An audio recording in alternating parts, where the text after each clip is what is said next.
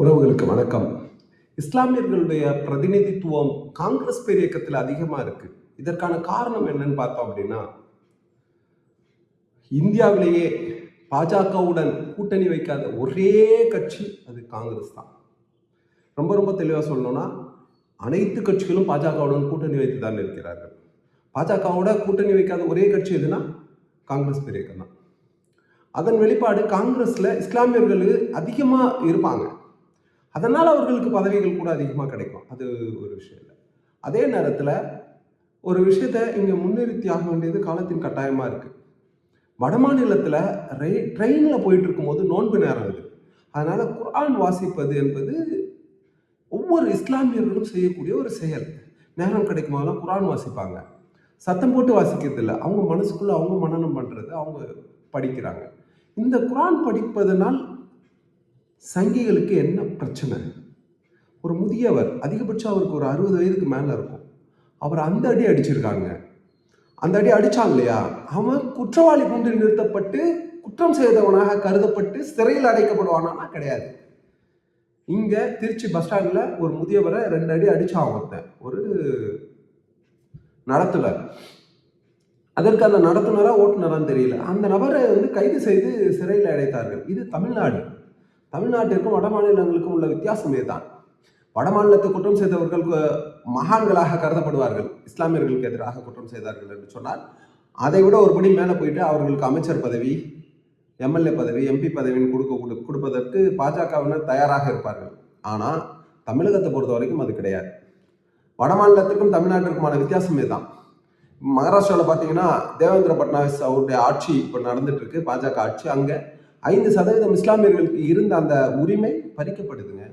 5% இஸ்லாமியர்களுக்கு இடஒதுக்கீடு இருந்தது பறிக்கப்படுது.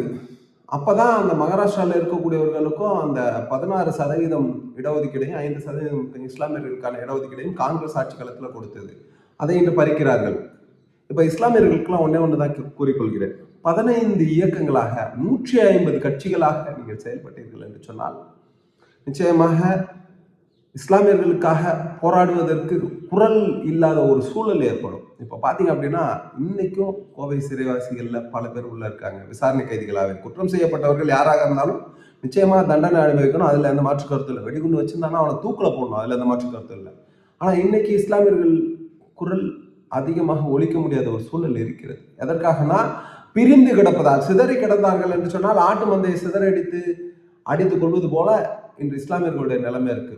இதை பற்றி சிறிதும் கவலைப்படாமல், நான் அந்த கட்சியில் இருப்பேன், நான் இஸ்லாமிய பேரவைன்னு ஒரு கட்சியை உருவாக்குவேன் அப்படின்னு சொல்லிட்டு நிறைய மனநலம் பாதிக்கப்பட்ட மனிதர்கள் சுத்திக்கிட்டு இருக்காங்க. நம்மளோட ஒற்றை குறிக்கோள் என்னன்னா, இப்போ ஒவ்வொரு இடத்துலயும் இஸ்லாமியர்கள் தாக்கப்படும் பொழுது அங்கு ஒய்சி காப்பாற்றுவாரா?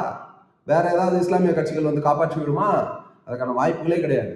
இஸ்லாமியர்களுக்கு குரல் கொடுக்க வேண்டும் என்று சொன்னாலோ, ஒடுக்கப்பட்ட மக்களுக்கோ அநீதி இழைக்கப்படும் போது அவர்களுக்காக ஆதரவாக குரல் கொடுக்க வேண்டும் என்று சொன்னாலோ, நசுக்கப்படக்கூடிய மக்களுக்கு ஆதரவாக குரல் கொடுக்க வேண்டும் என்று சொன்னாலோ, வலிமை குன்றிய மக்களுக்கு எதிரான குற்றங்கள் அதிகரிக்கும் பொழுது அவர்களுக்கு ஆதரவாக குரல் கொடுக்க வேண்டும் என்று சொன்னாலோ, எங்கெங்கெல்லாம் கொடுமைகள் நடக்கிறதோ, எங்கெங்கெல்லாம் பாதுகாப்பு இல்லாத சூழல் ஏழை அடித்தட்டு மக்களுக்கு ஏற்படுகிறதோ அங்கெல்லாம் குரல் கொடுக்க வேண்டும் என்று சொன்னால், மொத்தத்தில் மனிதர்களுக்கு மனிதநேயத்துடன் செயல்படக்கூடிய ஒரு மாபெரும் இயக்கம் காங்கிரஸ் பேரியக்கம்.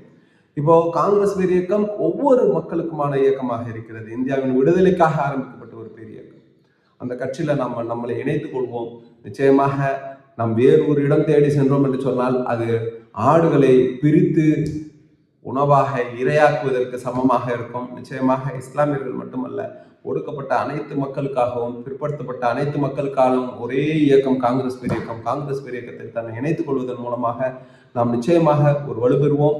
வலுப்பெற்று இந்த நசுக்கப்படக்கூடிய குரல் வலைகள் நிச்சயமாக அதற்கு அநீதிக்கு எதிராக ஒரு குரல் ஓங்கி ஒலிக்கும் என்று சொன்னால் அது காங்கிரஸ் பேரியக்கத்தில் என்றென்றும் காங்கிரஸ் பேரியக்கத்திலிருந்து மக்களுக்காக ஒலித்து கொண்டிருக்கும். இந்திய மக்களின் விடுதலைக்காக போராடிய பேரியக்கம் காங்கிரஸ் பேரியக்கம். ஆட்சி அதிகாரத்தை மட்டுமே குறிக்கோளாக வைத்து பயணிக்கக்கூடிய இயக்கம் அல்ல காங்கிரஸ் பேரியக்கம்.